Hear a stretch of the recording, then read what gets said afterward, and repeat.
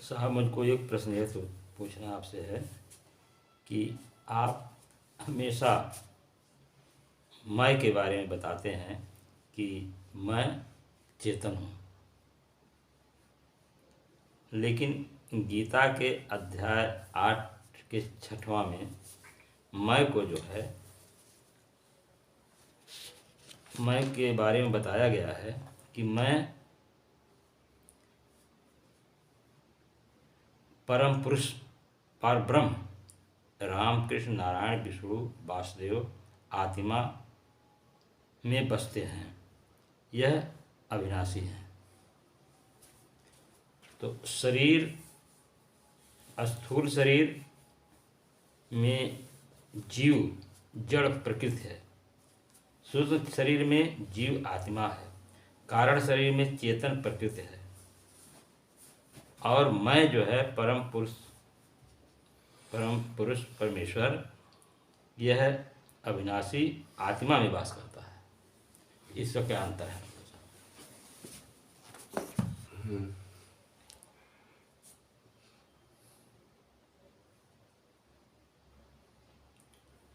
आज इस साधना का 110 दिन हो गया। तारीख 23 फरवरी सन 2022।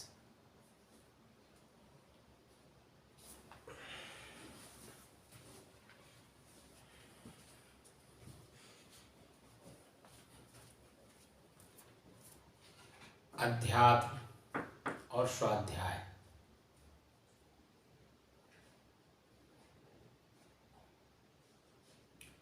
दो शब्द तो आप पढ़े ही होंगे जी।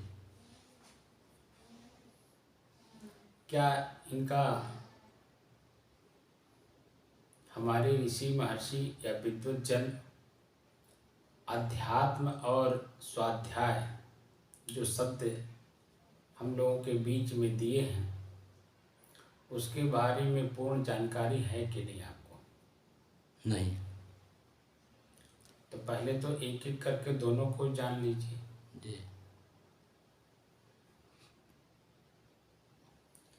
जब हमारा मन, चंचल मन,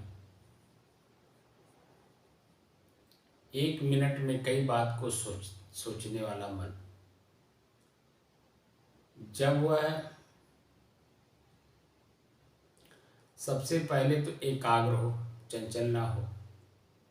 एकाग्र का मतलब होता है कि 1 मिनट में एक ही बात को सोचे, कई बातों को न सोचे। एक अग्र, अंत में एक रह जाना। तो बहुत सारी बातें हमारा मन जब सोचता है एक ही समय में, आप देखते हैं कि जिस समय में या जिस क्षण हमारा मन जो सोचता है, चिंतन करता है, उसी को ही सत्य मानता है। क्या ऐसा ही है? जिस क्षण उसी के दूसरे क्षण दूसरी बात को सोचता है, उस बात को भूल जाता है। तो वो जो भूलता है, तो क्या उसे सत्य दिखाई देता है, या सत्य उसे मान करके फिर वैसा कार्य करता है? इस बात को समझे कि नहीं? जिस समय में हमारा मन जिस बात को लेकर के, शब्द को लेकर के, व्यवहार को लेकर के चिंतन करता है या चिंता करता है, उस क्षण, उस समय में वो सत्य दिखाई देता है कि नहीं? जी। सही है ना? जी। तो जब वही सत्य दिखाई देने लगता है तो उसी अनुसार कार्य करने लगता है। जी। जब कार्य करने लगता है तो उसका परिणाम भी जब उसके सामने आने लगता है तो वो चिल्लाता है, बचाओ बचाओ बचाओ, यानी पीड़ित होता है। दुखी होता है, परेशान होता है अंदर अंदर।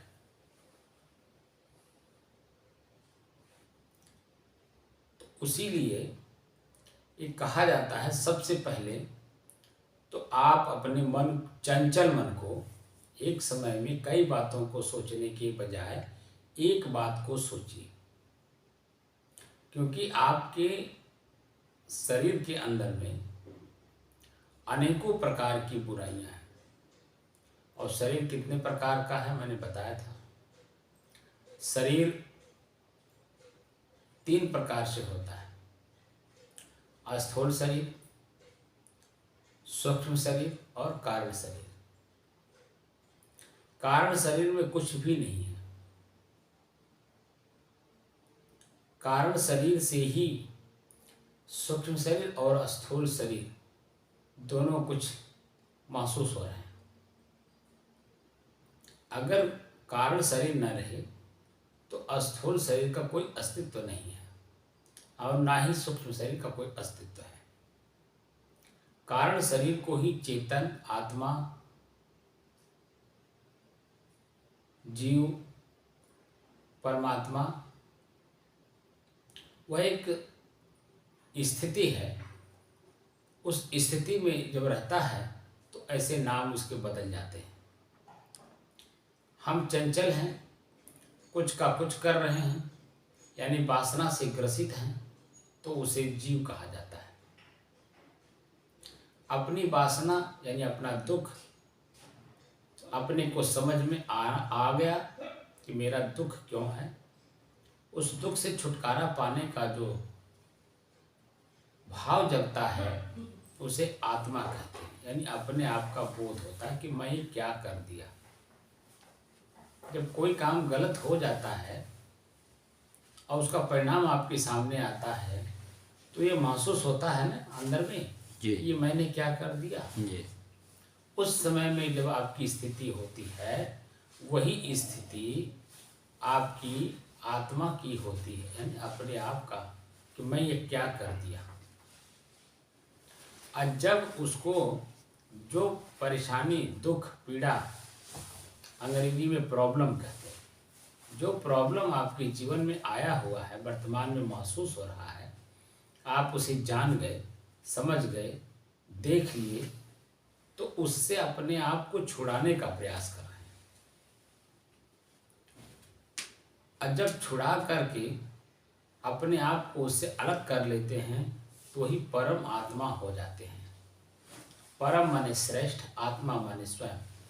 तो जब अपनी समस्या का आप समाधान कर लेते हैं उस समय में आपके मन की स्थिति कैसी होती है ये स्वतः आप जानते हैं। जैसे मैंने बीच में एक बात कहा था कि पारिवारिक जीवन में जिसके घर में एक लड़की पैदा हो जाती है, लड़की पैदा होने से लेकर के और उसकी शादी होकर वह अपने घर जब तक नहीं चली जाती है उतने के बीच में कम से कम 18 साल, 20 साल, 22 साल, 25 साल लगता है। आप सहज समझ सकते हैं कि आपका एक एक दिन का जो समय कटता है वो कैसे कटता है। सहज समझ सकते हैं क्योंकि गृहस्थी जीवन में आप हैं, अपने पुत्रों का आपने शादी किया हो। लड़की तो नहीं है, लड़की है आपके पास? जी, हमारे पास लड़के हैं। हैं? 2 लड़की और 2 लड़के हैं। हाँ, तो आप समझ रहे होंगे कि लड़की का शादी करके जब आप घर से विदा कर दिए होंगे कितना रिलैक्स हुए होंगे। लेकिन जब तक शादी नहीं हुई रहती है तो मन में अनेकों प्रकार की शंकाएं होती हैं। उन्हें हम अपनी इज्जत समझते हैं, शान समझते हैं और उसे अपने घर में रखते हैं, बाहर निकलने नहीं देते हैं। क्योंकि आपको पता है चील, गीद, कौवा, सियार, कुत्ते जैसे लोग, वृत्तियों के लोग आपके इर्द गिर्द घूमते हैं कि कब उसे नोच लेंगे, कब बुराई आ जाएगी। मन में हमेशा शंका रहती है। और जब वही आप उसे अपने मनानुसार अपने कर्तव्यानुसार बेटी को विदा कर देते हैं, और जिस दिन विदा करते हैं मन की बोझ जो होती है वह शांत हो जाता है। आगे किसी प्रकार का कोई शंका नहीं रह जाती है। वही परमात्मा का स्थिति है। परम आत्मा, परम माने श्रेष्ठ, आत्मा माने आप स्वयं। इस स्थिति को आपने जाना, ये तो आपने करके देखा है। जी जी।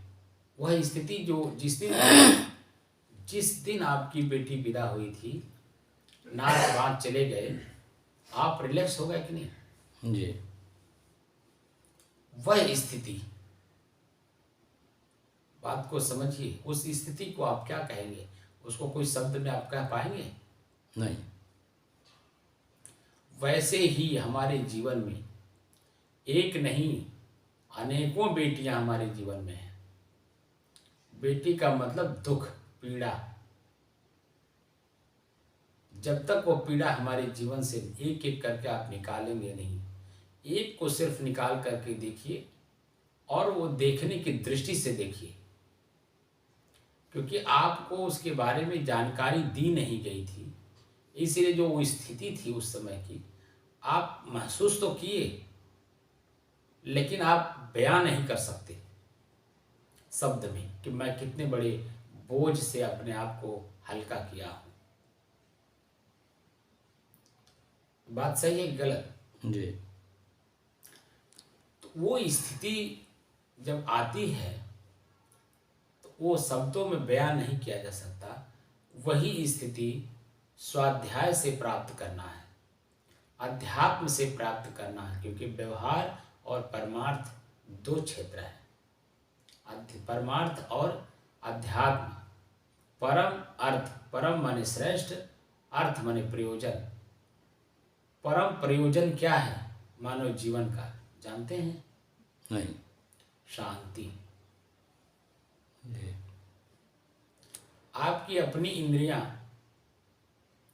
वर्तमान समय में आँख, कान, नाक, जीभ, लिंग, हर इंद्रियां शिथिल हैं। यहाँ कोई गतिमान नहीं है, और यहाँ तक कि आपका मन भी गतिमान नहीं है। जी। तो शांति का अनुभव हो रहा है कि नहीं? हो रहा है। क्योंकि आँख देख नहीं रही है, आँख बंद है। कान से ऐसे शब्द का प्रयोग नहीं सुनाई दे रहा है कान से कि जिससे हमारे अंदर में क्रोध, लोभ, मोह, राग, द्वेष, निंदा, चुगली, बुराई ऐसा कोई भाव आए। तो सारी चीज़ों से हम यहाँ मुक्त हैं कि नहीं? जी। तो मन शांत है ना। जी। तो जब हम इनकी गति को देखते हैं, स्वाध्याय का मतलब ये होता है स्वयं का अध्ययन। स्वयं अध्ययन का मतलब रिसर्च, खोज, मैं कौन हूँ। तो जब मैं कौन हूँ खोज होती है, उसे स्वाध्याय अध्यात्म में इसीलिए बनाया ही गया था। स्वाध्याय इसीलिए कराया जाता है कि ताकि अपने आप को पहचाने, जाने, और अपने कर्म को देखे कि मैं जो कर्म कर रहा हूँ उसका परिणाम क्या होगा। हम बड़े खुशी खुशी, जब जो दुख है ना, दुख को हम बड़ी खुशी खुशी के साथ लेते हैं। मैं साधु नहीं बना था तो मेरे सामने एक साखी आई थी। पहली साखी जो मेरे वैराग्य जीवन में आई थी, वो यही आई थी कि ब्याह नहीं, यह व्याधि है।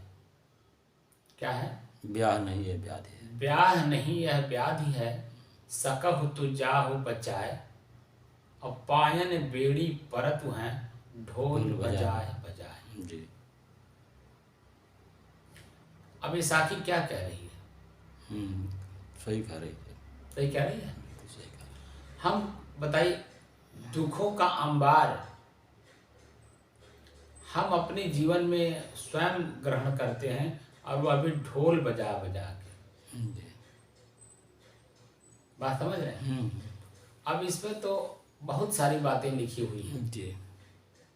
बहुत सारी बातें सुनने को मिलती हैं, और दिन प्रतिदिन जैसे जैसे दिन बीतता जाता है, आप दुखों के बोझ तले दबते चले जाते हैं, और जब शरीर छोड़ते हैं तो दुख के नीचे ही आप अपने शरीर को छोड़ते हैं। दुख और पीड़ा मन में लेकर के ही जाते हैं, क्योंकि आपने अपने जीवन में वो संगिनी बनाई जाती है, साथी बनाई जाती है।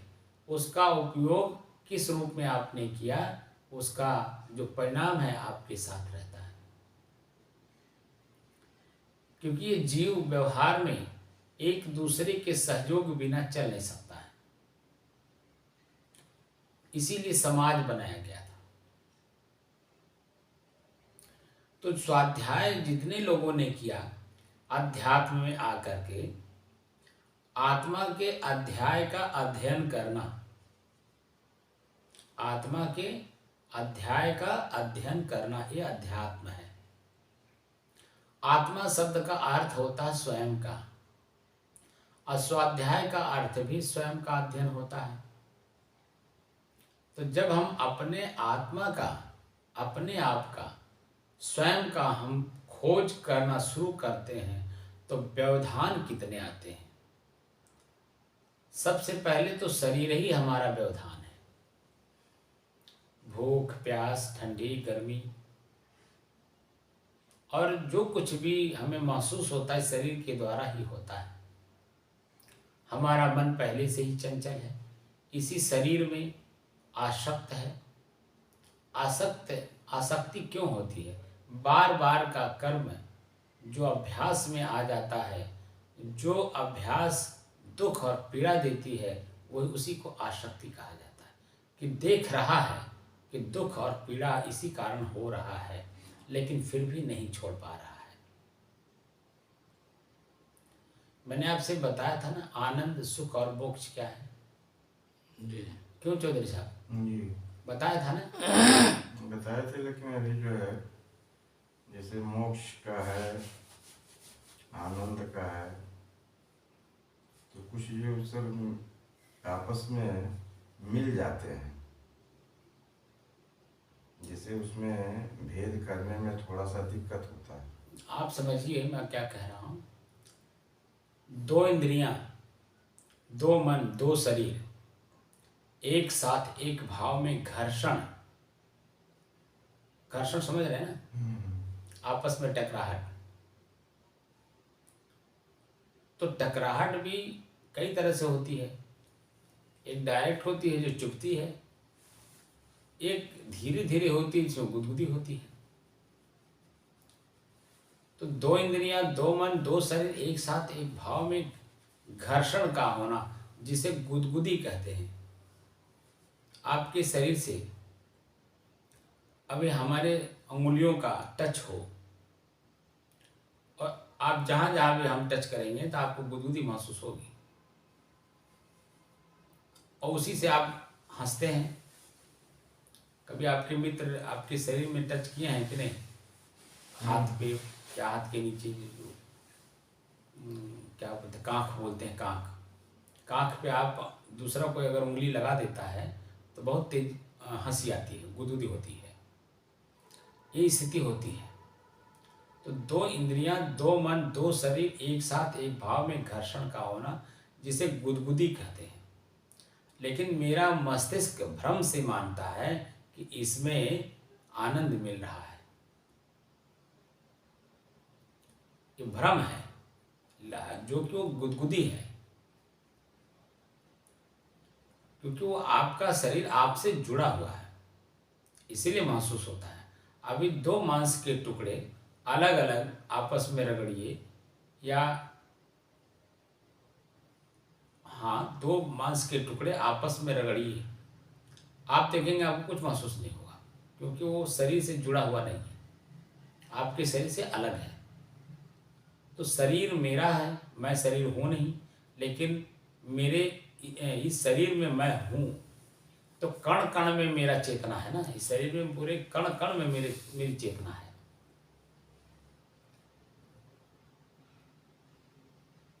आप देखेंगे कि पैर के घुटने के नीचे कहीं भी अगर चींटी काटती है तो आपको महसूस होता है कि नहीं? होता होता है ना, वो कौन जहाँ पर चींटी काटती है सिर्फ वहीं तक वो रह जाए ऐसा नहीं होता है। आपके मस्तिष्क तक आपको जना देती है कि यहाँ चींटी काट रही है। और जब चींटी काटने का एहसास होता है मन को, तो उसको तुरंत निकालने की कोशिश करता है, क्योंकि मस्तिष्क दूसरे ही क्षण ये कह करके उस चींटी को मारने के लिए या छुड़ाने के लिए प्रयास करता है कि इसके काट लेने से फोड़ा हो सकता है, फुंसी हो सकती है, और आगे वो बढ़ करके फोड़ा बड़ा भी हो सकता है, दुख का कारण हो सकता है। ये तुरंत आपका मन मस्तिष्क अनुभव कर लेता है, इसीलिए उसे तुरंत छुड़ाने का कोशिश करता है। तो ये चेतना कहाँ से आ रही है? वही तो चेतन है। और उसी को हमें, जो ये साधन है, अभी तो हम आप लोगों से 3 काम करवाने के लिए अभ्यास शुरू कराया था। सबसे पहले तो मन चंचल है, चंचल मन को हम एकाग्र करें, एक जगह पहले केंद्रित करें कि सिर्फ एक ही काम को करें, लक्ष्य बनाए सिर्फ एक का जिस पर हमें चलना है। तो मन एकाग्र का, चंचल मन को एकाग्र करा रहा हूँ। एकाग्र जब हो जाता है तो उसमें स्थिर होना चाहिए कि एक ही बात को सोचें तो कैसे सोचें। सोचने के भी अपने कला होते हैं, क्या, क्यों, कैसे। जैसे कोई प्रॉब्लम आपके गृहस्थी जीवन में आया,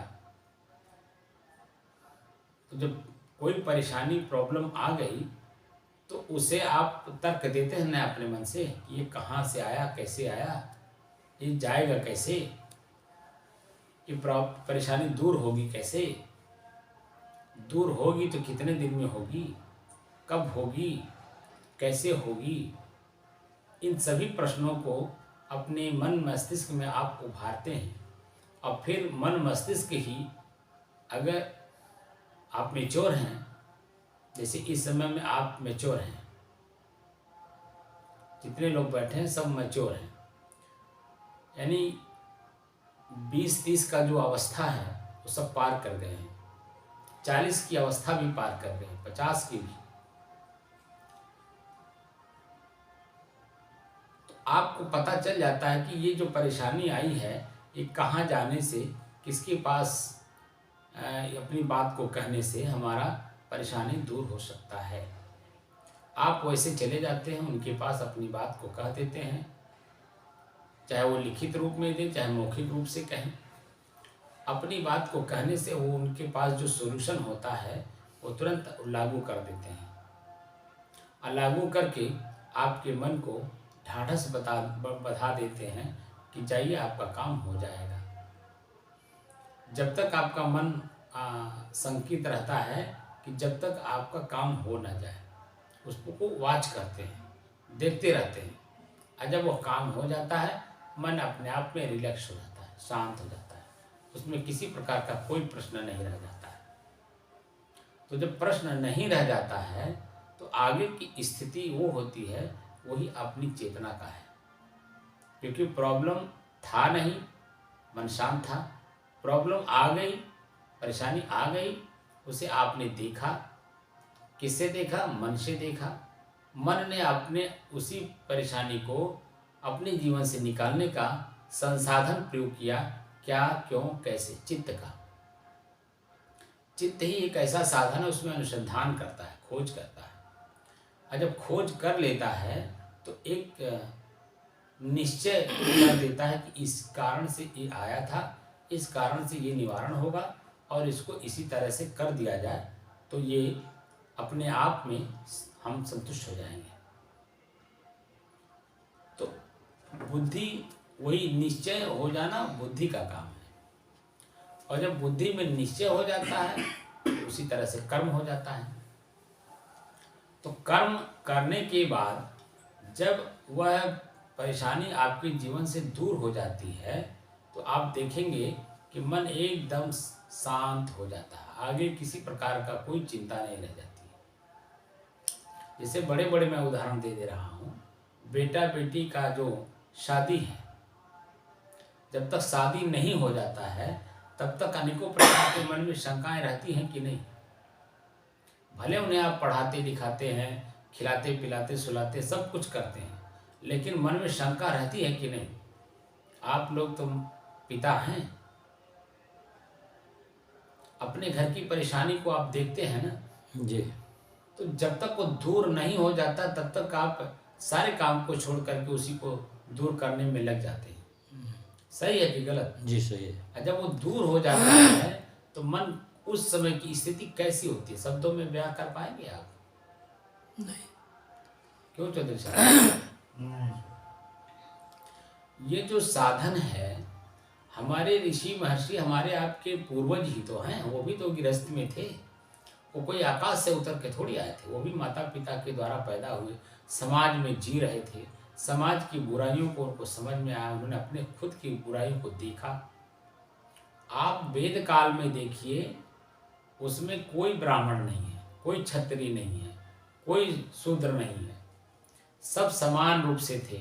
अपने अपने समाज में, अपने अपने परिवार, अपने समाज के बीच में वो रह रहे थे। तो उसमें अपने ही परिवार में रहते हुए, अपने ही शरीर में रहते हुए जो परेशानी हमारे सामने उपस्थित होता है उसका निवारण कैसे हो, ये उद्यम किया जाता है, सोचा जाता है, पहले चिंतन किया जाता है। तो उस समय में हमारे इसी समाज के बीच में अच्छे अच्छे महापुरुष थे। ना वो ब्राह्मण थे, ना वो क्षत्रिय थे, ना वो वैश्य थे, ना शूद्र थे। वहाँ पर हिंदू, मुसलमान, सिख, ईसाई, पारसी, यहूदी भी नहीं थे, सिर्फ मानव थे। और अपने अपने समाज में, अपने अपने परिवार में जो परेशानियां आईं, उन परेशानियों को उन लोगों ने दूर करके अपने परिवार समाज को खुशहाल बना रखे थे। तो उस समय में कोई चतुर चालाक व्यक्ति सबकी बातों को लेकर के कि कौन सी परेशानी किस रूप में आई और आपने कैसे दूर किया, जरा उसको बताइए। तो उन्होंने सिर्फ सूत्र बताया। उस समय में भाषा जो थी वो सिर्फ सूत्र में चलता था। वह स्वयं परिभाषित करके आदमी अपने आप को जान लेता था, चिंतन कर लेता था। पहले, आज के 40 साल 50 साल पहले आप जाइए तो इतने विद्यालय नहीं थे जो आज गली गली, गांव गांव जिनमें बहुत सारे विद्यालय हो गए।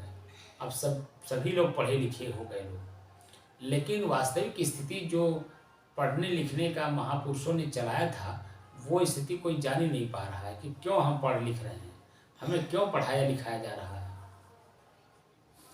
अपने ही जीवन में जो दुख है, पीड़ा है, जो मैं कर सकता हूँ, अपनी शारीरिक क्षमता, मानसिक क्षमता, आर्थिक क्षमता, पारिवारिक क्षमता, सामाजिक क्षमता, सभी क्षमताओं को देख करके फिर हम वैसा काम करें जो हम सहज भाव से कर सकते हो।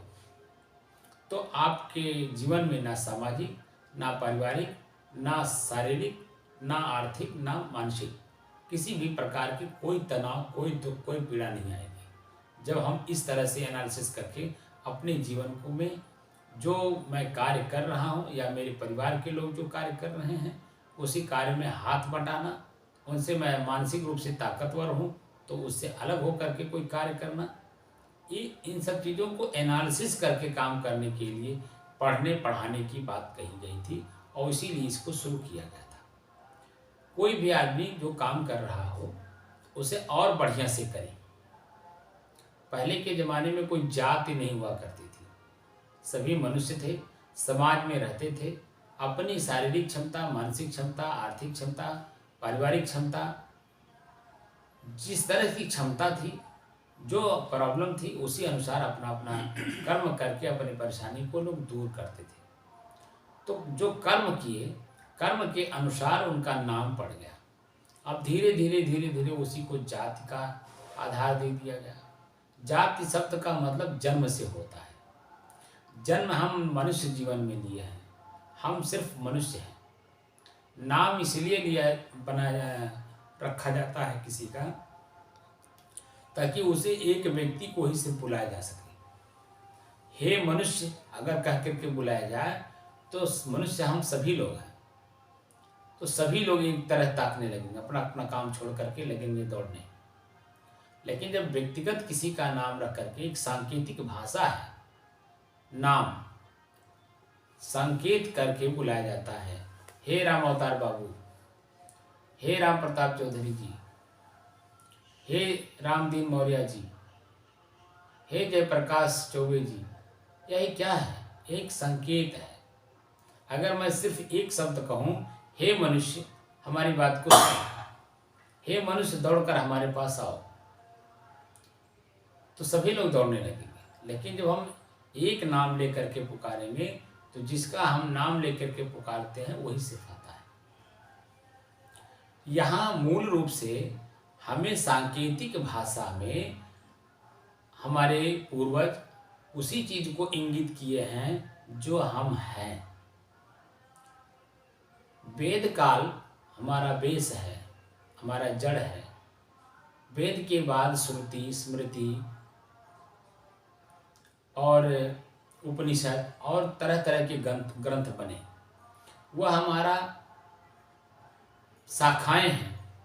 तो शाखा जो फूटती है उसमें कुछ न कुछ डिफरेंस तो रहती ही है शब्दों का, क्योंकि एक जगह से पढ़ करके जब आदमी निकलता है, एक ही क्लास में 40 बच्चे, आजकल हम लोग देखते हैं कि मानक बना दिया सरकार ने कि एक बार में सिर्फ 40 बच्चों को एक क्लास में बैठा करके आप पढ़ा सकते हैं। तो एक ही शब्द मास्टर बोलता है, लेकिन 40 बच्चे हैं तो क्या एक ही बात को समझते हैं? नहीं ना। अपने अपने पकड़ने की क्षमता के अनुसार, वो अपने अपनी क्रियाओं के अनुसार, भाव के अनुसार वो समझते हैं। अब बाहर निकल करके उसी पर चिंतन करते हैं और चिंतन करके उसी तरह से बोलते हैं। सामने वाले को समझाने की कला है शब्दों का। आत्मा, परमात्मा, प्रभु, स्वामी, मालिक, राजा, ये सब समझाने का एक कला है, एक तरीका है कि आप ही सब कुछ हो, आप अपने को समझ नहीं रहे हो। तो ये जो गीता के 8वें अध्याय में कितना नंबर श्लोक बताया आपने? बता भाव जी, कितना नंबर श्लोक बताया आपने?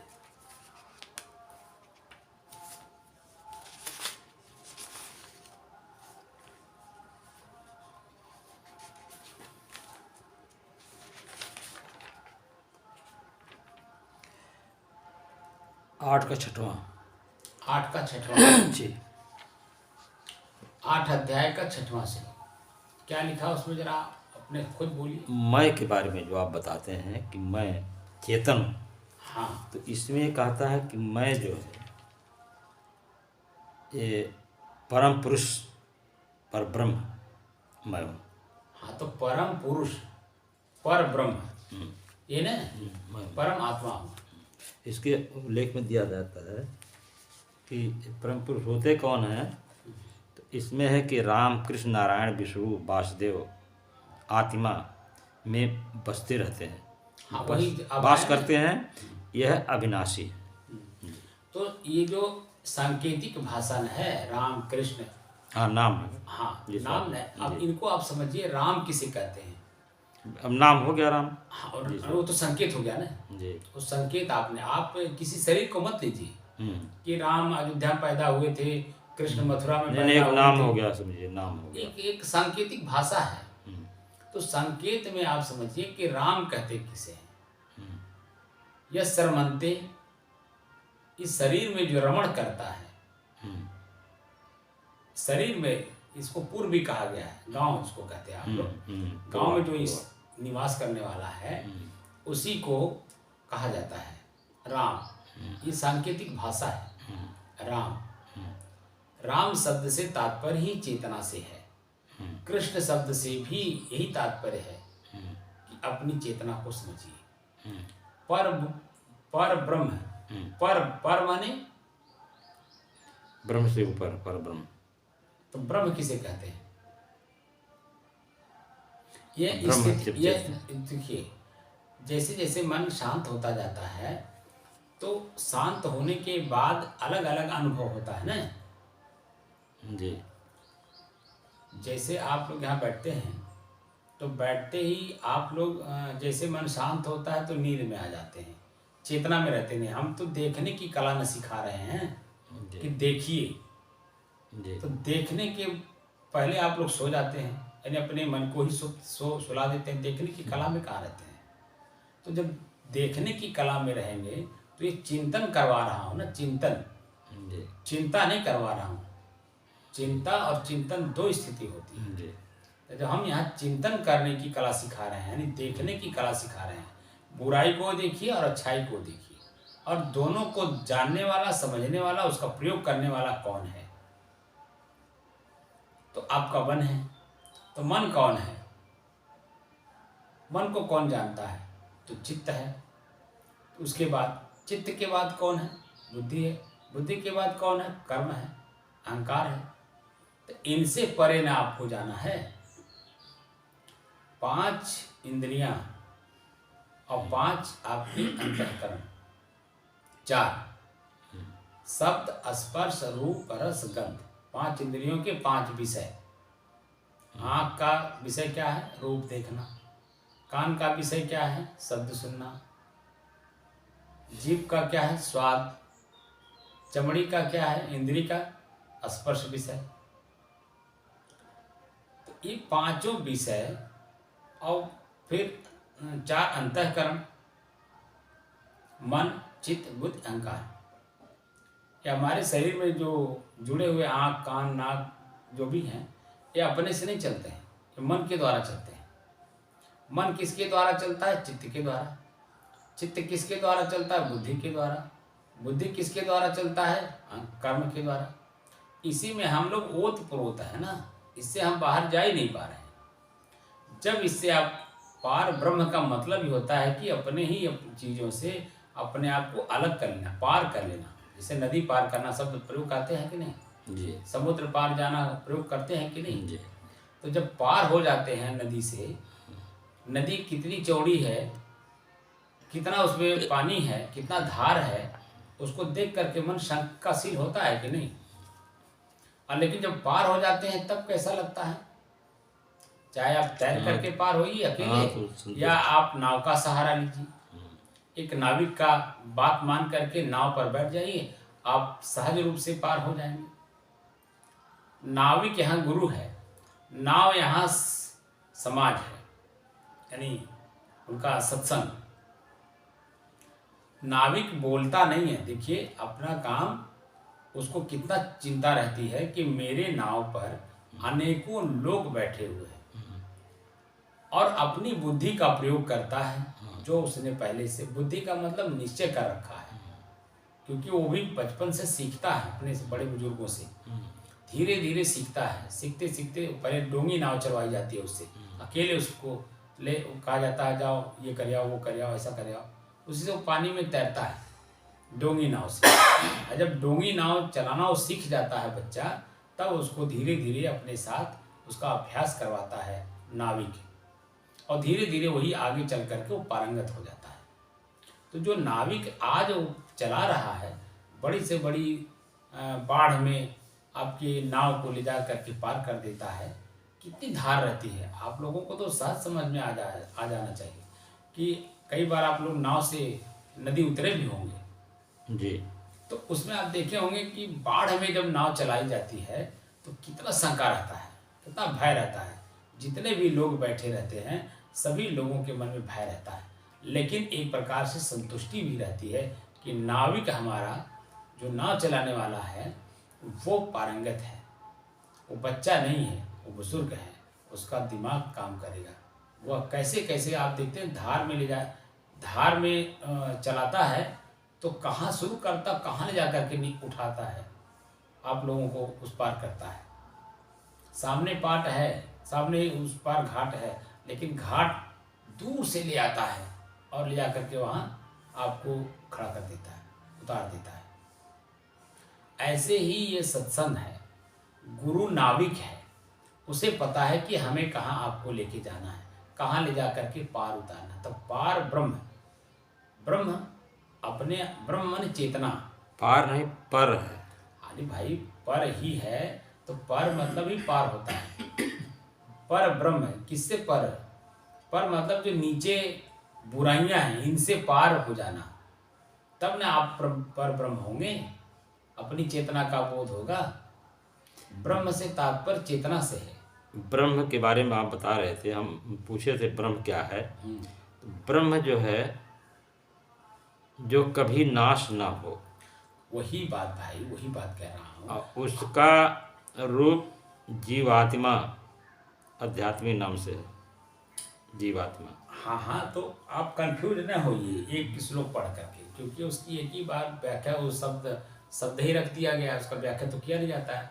जीव, हम जीव कहें, जैसे पारब्रह्म का मतलब होता है चेतना से, और वो अविनाशी है, विनाश का नहीं होता। जैसे आपको मैं अनुभव करा रहा हूँ ना, आपने जो कुछ भी देखा या जो कुछ भी आपने बनाया बचपन से लेकर अब तक, आप देर सवेर जो पहले चीज़ें बनाए हैं, जैसे चारपाई ले लीजिए, तो आपके जीवन में कितनी चारपाइयाँ टूटी? बहुत टूटी होंगी, बहुत बनी होंगी, हैं? बहुत टूटी बनी होंगी, बहुत टूटी होंगी, बनी होंगी ना। तो लेकिन आप तो नहीं टूटे ना, आपने बनाया, आपने तोड़ा, आपने ही बनाया, और आप ही के सामने वो टूट करके वो जमींदोज भी हो गया, मतलब मिट्टी में भी मिल गया।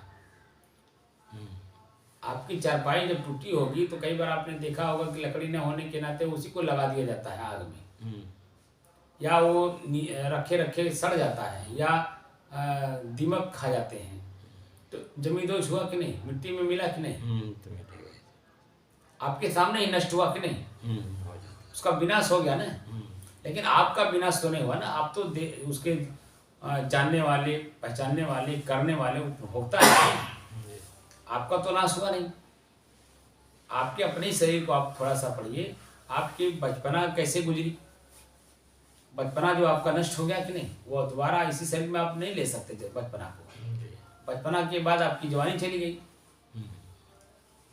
आपकी बढ़ोतरी चली गई, अब आपका जर्जर अवस्था आ रहा है ना। तो जो चला जा रहा है वो तो वापस नहीं आ रहा, लेकिन आप तो तीनों काल में है ना। कल भी थे, आज भी हैं, और आगे भी आशा किए हुए कि हम कल रहेंगे। आशा करके ही ना काम कर रहे हैं। इसका मतलब कि आपका विनाश नहीं हो रहा है।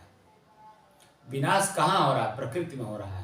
वो बनता है, बिगड़ता है, बनता है, बिगड़ता है, कुछ ही देर तक वो रुकता है, ज़्यादा देर नहीं रुकता है, क्योंकि प्रकृति और पुरुष सनातन है, ये सदैव रहने वाली चीज़ है।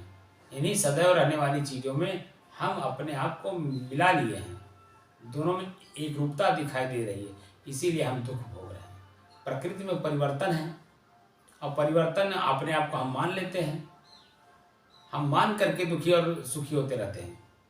वही जो पीड़ा आप लोगों ने बहुत पीड़ा झेला होगा, असहनीय पीड़ा झेली होगी, लेकिन वह नष्ट हो गया, उससे आप पार चले गए, और आज अपने मन को शांत करके अपने भजन में भी लगे हुए हैं, अपनी चेतना का बोध करने के लिए लगे हुए हैं। ये सब चीज़ें वास्तव में 20-30 के बीच में ही होनी चाहिए, ताकि आगे चल करके शंका न रह जाए। अब जिस समय में जो काम करना था वो काम आपने की नहीं, जिस समय में उसका बिल्कुल उसी में ओत प्रोत होकर के कार्य करना था, वो स्थिति में आप फिर प्राइमरी स्कूल पढ़ रहे हैं। इस अवस्था में प्राइमरी स्कूल पढ़ेंगे तो नौकरी कहाँ आपको सरकार देगी? आप बताओ, देगी? सरकार तो हेड़ा स्कूल भी चलाई थी, इसीलिए नौकरी देने के लिए थोड़ी चलाई थी। नहीं, जानकारी करने के लिए। हाँ, जानकारी करने। हम लोग समझिए हेड़ा स्कूल ही पढ़ रहे हैं। तो आप उसको, आप यही एक शब्द को समझिए ना।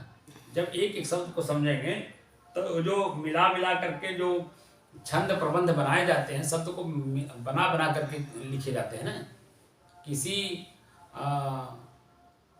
छंद प्रबंध बना करके लिखने वाले के साथ आप बैठ जाइए 10 दिन, आप देखेंगे कि वो छंद प्रबंध कैसे बनाते हैं, कैसे बोलते हैं, कैसे लिखते हैं। आपको शब्द समझ में आ जाएगा कि एक शब्द को कहाँ से कहाँ तक कौन से शब्द गौण है, कौन स्पष्ट है, आप नहीं समझ पाओगे, क्योंकि उनके साथ आप बैठ करके नहीं पढ़ रहे हैं उसको। तो ये छंद प्रबंध है ना, ये तो श्लोक है समझने के लिए, समझाने के लिए। इसीलिए गुरु किया जाता है ना, कि हम जो पढ़ते हैं, हम जो देखते हैं, उसमें कुछ रहस्य होता है, और रहस्य को हम जानते नहीं, इसीलिए दुखी और पीड़ित रहते हैं, कुछ का कुछ मान लेते हैं। जब रहस्य समझ में आ जाता है मन शांत हो जाता है, उसके आगे कुछ नहीं सोचता है, एकदम बिल्कुल सदैव के लिए शांत रहेगा, आगे कुछ भी नहीं सोचेगा। लेकिन जब तक वो रहस्य समझ में उसके नहीं आई तब तक वो उसके बारे में ही सोचता रहता है, दिन रात वो चलता रहेगा तो सोचता रहेगा, खाता रहेगा तो सोचता रहेगा, नहाता रहेगा तो सोचता रहेगा, सोएगा तो भी वो उसी में सोचते सोचते सो जाएगा। ये न होता है जी। दूसरी बात तो होती नहीं है। लेकिन जैसे वो मिट जाता है वैसे उसमें जो चिंतन था वो खत्म हो गया, अपने आप शांत हो गया। तो कुल मिला करके हमारे अध्यात्म को पढ़ना, अध्यात्म में ओतप्रोत होना बड़ा मुश्किल काम है, क्योंकि हमने खुद मुश्किल कर लिया।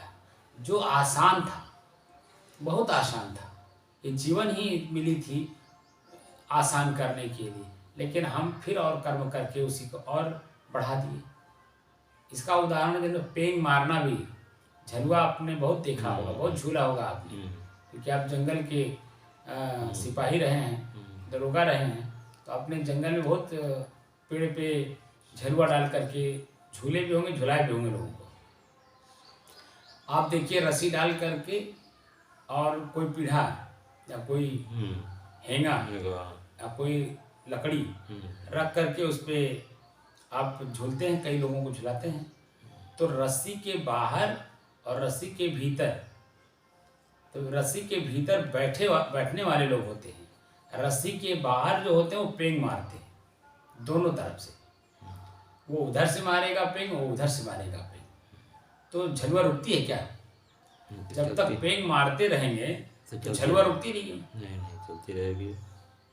और उसी पे मान लीजिए उसी झलुए पर किसी को उल्टी आ रहा हो तो क्या करेंगे आप? क्या झलुआ झुलाते रहेंगे, उसको उतार देंगे, कि झलुआ को रोका जाता है तब उसकी बुराई दूर होती है, रोका जाता है, रोका जाता है। तो ऐसे ही जो कर्म है ना, ये पेंग मारना हुआ, जिसको वासना कहते हैं। वासना जो स्त्री से संबंधित कर्म है, उसे ही यहाँ कहा जा रहा है कि हम पेंग मार रहे हैं, और पेंग मार करके उससे हम उतरना भी चाहते हैं। तो कैसे होगा आप बताओ? पेंग मारते रहें, झलुआ चलती रहे और कहें हम उतर जाए उससे, तो कैसे होगा आप बताओ? इसको तो आप सहज समझ सकते हैं कि नहीं? तो इसीलिए पार पाने का, पार ब्रह्म का मतलब ये होता है बुराइयों से पहले अपने आप को अलग करो। जो परेशानी है, दुख है, पहले उसे मिटाने का प्रयास करो, ब्रह्म अपने आप समझ में आ जाएगा। ब्रह्म चेतना को ही कहते हैं, ब्राह्मी स्थिति कहते हैं, वो अपने आप में एकदम बिल्कुल लीन हो जाती है। कहने के तरीके हैं, समझाने के तरीके हैं, बस और कोई बात नहीं। शब्द एक ही शब्द, एक ही वस्तु के कई नाम होते हैं ना, कई जगह पे कई नाम चलते हैं। आप जिस क्षेत्र में रहते हैं यहाँ आप यहाँ की भाषा को समझेंगे। जैसे अभी यहाँ कोई कहे कि हे राम अवतार बाबू, हे आवा, आप समझ जाएंगे कि हमें बुलावत है, ठीक है। आप यहीं से महाराष्ट्र चले जाइए, वहाँ कहेंगे तुम्हें इकड़े या, तुम्हें इकड़े या, तुम्हें इकड़े या क्या समझेंगे आप बताइए? अभी हम कहें तुम्हें इकड़े या, नहीं समझेंगे, जो कि वो यही कह रहे हैं कि तुम्हें, मतलब वो वहाँ का आदर्श सूचक शब्द है, तुम्हें इकड़े या, इकड़े माने यहाँ, आ माने आइए। तो आप जब आपकी भाषा में हम बोलेंगे तो आप समझ जाएंगे कि मुझे बुला रहे हैं, और आदर सूचक शब्द है। मेरे कहने तात्पर्य था सर कि जड़ प्रकृति है, जड़ प्रकृति है ना, आप समझ लीजिए कि आपका शरीर जड़ है, बस इतना समझिए। प्रकृति इसी को चेतन में भी प्रकृति है। नहीं, चेतन में प्रकृति नहीं है। चेतन भी प्रकृति है। नहीं, चेतन प्रकृति नहीं है, चेतन प्रकृति में मिल गया है, शरीर में है ना। हाँ, चेतन में प्रकृति में है। हाँ, चेतन में प्रकृति में है, इस शरीर में है, इसलिए शरीर प्रकृति है। तो यही उत्पत्ति वाले हैं, यही जो है उत्पत्ति वाले हैं। हाँ, तो आप और मैं जो है संपूर्ण जगत का उत्पत्ति तथा प्रलय रूप हूँ। हाँ, मैं जो हूँ, मतलब मैं प्रलय रूप हूँ और उत्पत्ति रूप हूँ, ये मैं हूँ। अभी वो स्थिति आपकी आई तो नहीं ना। फिर आपने एक बताया है कि जन्म, जैसे रामचंद्र जी के बारे में है, उन्होंने जन्म लिया, तो वो अजन्मा कैसे हो सकते हैं, अविनाशी कैसे हो सकते हैं? नहीं तो तो वो ये राम, अध्याय 7 के 24 में और अध्याय 7 के 25 में इसका व्याख्यान पूरा दिया गया है कि वो खुद कुल कर सकते हैं, जन्म भी ले सकते हैं और अविनाशी भी रह सकते हैं, और उसको जो है मतलब कोई जन्म भी लेते हैं और मरने वाला भी, मतलब वो अपने को सब कुछ कर सकते हैं। ये अध्याय 7 के 24 और 25 में व्याख्यान हाँ तो दिए गए। पहले अच्छा आप तो आगे बढ़ गए, अध्याय 7 पे पहुंच गए। पहला अध्याय आप पढ़िए, पहले अध्याय में क्या समझाना नहीं, चाहते हैं हम उसको तो साहब समझिए। जो है आपने जो बताया कि ये रामचंद्र जी के मतलब राजा दशरथ के पुत्र हैं, ये इस पर व्याख्यान पर ही थोड़ा मुझे लगा जो है, इसलिए मैं जो है नहीं, थोड़ा सा मतलब ध्यान दिया। आप अब आप समझिए इसकी पहले, व्याख्यान बतावें। जैसे अलग अलग लेखक के अलग अलग बात को समझाने का तरीका है। मूल रहस्य तो आप लोग जब पकड़ते नहीं हैं, जब तक मूल चीज जिसे आप जिस परिवार में जन्म लिए वो एक जात समाज में बनी हुई है, वो ठीक तो है। उतनी देर कुछ जितनी बताया सत्य बताया आपने, जो ही हाँ, बताया कि कोई न जात है, न धर्म, न कुछ है, न कुछ है, कुछ भी नहीं है। नहीं मैं जो कह रहा हूँ उसको पहले समझिए। जी जैसे हमारे जो ऋषि लेखक हैं, जी। वो गोस्वामी तुलसीदास जी हिंदी में लेखक हैं, कबीर साहब हिंदी में लेखक हैं, ठीक है। उसको कवि लोग अपना कवि भी मानते हैं लोग, तो वो कवि हैं, लेखक हैं, तो हिंदी में लिखे। तो क्या उसके पहले कवि नहीं थे? थे। तो उनकी भाषा थी कि नहीं?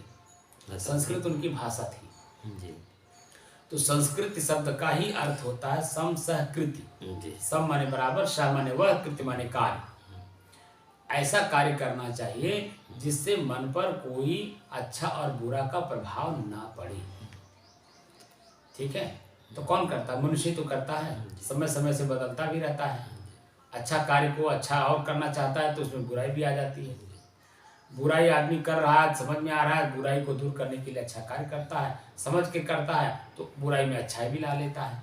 जी लेकिन करने वाला तो वही है, शब्द बोलने वाला तो वही है। जी। शाम को आप भी देखिए, आप भी मनुष्य हैं, हम भी मनुष्य हैं, जी ठीक है। आप खाली मनुष्य को लीजिए जी तो, लेकिन क्या मनुष्य तो पूरे भारत में आप घूम आइए, आप घूमे भी होंगे, जी तो आप देशाटन किए हैं तो देखे होंगे कि जिस जिस राज्य में आप गए या जिस जिस प्रांत में आप गए, या अपने प्रांत में ही अलग अलग शहरों में आप गए, अलग अलग, क्योंकि कोस कोस पर पानी और 7 कोस पर पानी बदलती है, तो आप जानते ही हैं, इसमें तो दो राय नहीं है। तो जैसे जैसे आपकी दूरी बढ़ती है अपने घर से, वैसे वैसे आप देखेंगे कि वहाँ की भाषा कैसी चलती है। तो क्या समझ पाते हैं आप वहाँ तत्काल में जा करके? नहीं समझ सीखना पाते। पड़ता, रहना पड़ता, कुछ दिन रहने के बाद जान पाए। हाँ, अब आप समझे, कुछ देर वहाँ ठहरना पड़ता है। जी तो जितना देर आप ठहरते हैं उतनी उनकी जितनी भाषा सुनेंगे उतनी समझ में आएगी। शाम ऐसे अब शाम एक को बात बहुत पॉइंट की आपने कहा, ठहरना, ठहरना पड़ता है ना। जी तो आप अपने आप में ठहरिए ना पहले। ठहरने का मतलब इस मन को एकाग्र करिए, मतलब ठहर जाइए। अब जब ठहरेंगे तो धीरे धीरे सारी बातें समझ में आ जाती हैं। पहले अगर आप गीता को समझना ही चाहते हैं जी तो हमें आधा घंटा समय दीजिए, जी दोपहर में ठीक या शाम में, जब भी। हम आपको उसको अनुभूतियों के आधार पे आपको बिल्कुल उस बात को स्पष्ट कर दूंगा कि किस स्थिति का नाम कहाँ पर है। शाम को टाइम बताइए क्या बजे हमें? नहीं, शाम को तो यहाँ का समय हो जाता है, नहीं, उससे पहले टाइम से बताइए। तो आप दोपहर में आइए 12 से 1-2 बजे के पहले, अच्छा, क्योंकि 2 बजे के बाद से और भी लोग मिलने जुलने आ जाते जी हैं, जी तो मैं खाली नहीं रह पाता, क्योंकि जैसे आदमी आते हैं वैसे उनके साथ बात व्यवहार करना पड़ता है, तो आप कंफ्यूज हो जाएंगे। एक बात और बताएं साहब कि शाम को हमारी आपकी जो मतलब सत्संग हुई थी, उसमें नाम के बारे में हुई थी। नहीं, पहले इसको क्लियर कर लीजिए, उसको भी कर लेंगे। जी तो जो पार ब्रह्म का मतलब ही होता है, जैसे गीता का पहला श्लोक, जी पहले श्लोक में ही पहली ही लाइन में जो लाइन है उसको पहले आप पूर्ण रूप से समझ लीजिए। क्या कहता है? धर्म क्षेत्र कुरुक्षेत्र। क्या कहता है? धर्म क्षेत्र कुरुक्षेत्र समवेत्ता युत्सव, ठीक है ना। तो धर्म क्षेत्र में कुरुक्षेत्र हो रहा है। तो यह उदाहरण दे करके, कुरुक्षेत्र एक राज्य है हरियाणा में, एक जगह है, इसका नाम कुरुक्षेत्र कुरुक्षेत्र है, का जहाँ पे वास्तव में लड़ाई हुई वो है। लड़ाई हुई थी। ठीक है, महाभारत में। उसका यहाँ पर उदाहरण सिर्फ दिया गया है। जी। जैसे कोई घटना हो जाती है आपके गांव में, तो अपने पुत्रों का आप उदाहरण देते हैं ना, जी, जी। कि देखा फलाने इसे कही ना, तो जिनमें आज इस सब का फल भोगत है।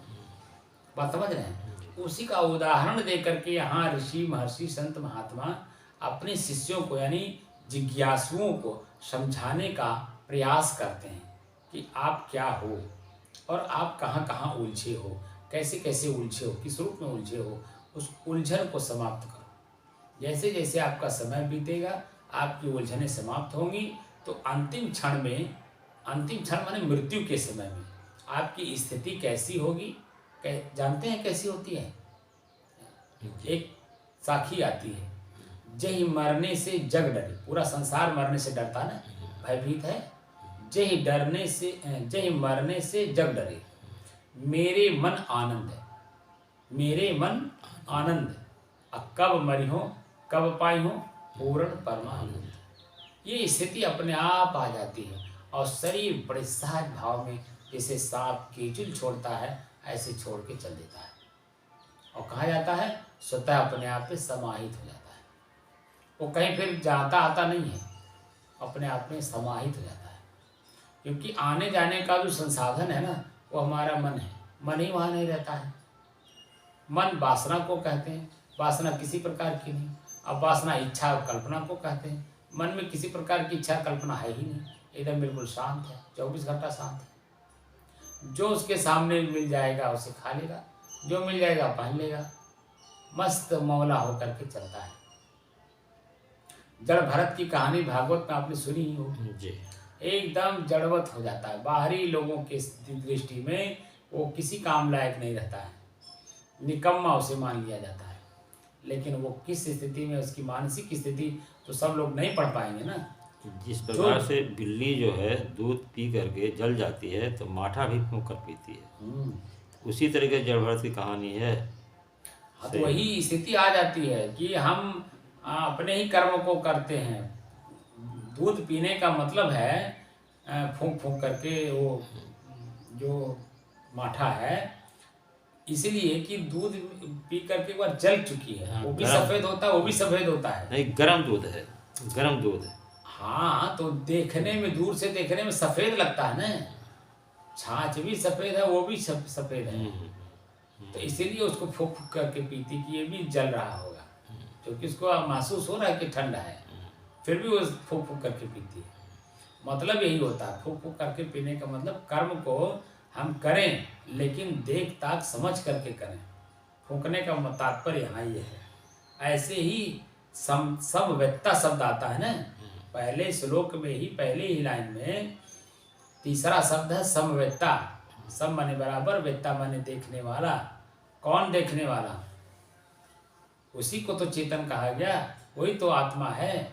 शब्द समय समय पे शब्द भाव बदल जाते हैं उसके, तो उस शब्द समझ में आ जाता है। अब बीच बीच से पढ़ेंगे, एक श्लोक पढ़ लेंगे, अब उसका वो ऋषि किस लाइन से वो रेगुलर वो बता रहे हैं लगातार, और आप बीच में जैसे मान लीजिए दो लोग बात कर रहे हो, आप लोग दो लोग, मान लीजिए आप और राम प्रताप चौधरी जी, आप लोग आपस में चर्चा कर रहे हो और बीच में मैं आ गया, और आप लोग कब से चर्चा कर रहे हैं पता नहीं है, और बीच में मैं शब्द सुन लिया, और शब्द सुन करके मैं उसकी व्याख्या करूंगा तो गलत होगा कि नहीं होगा?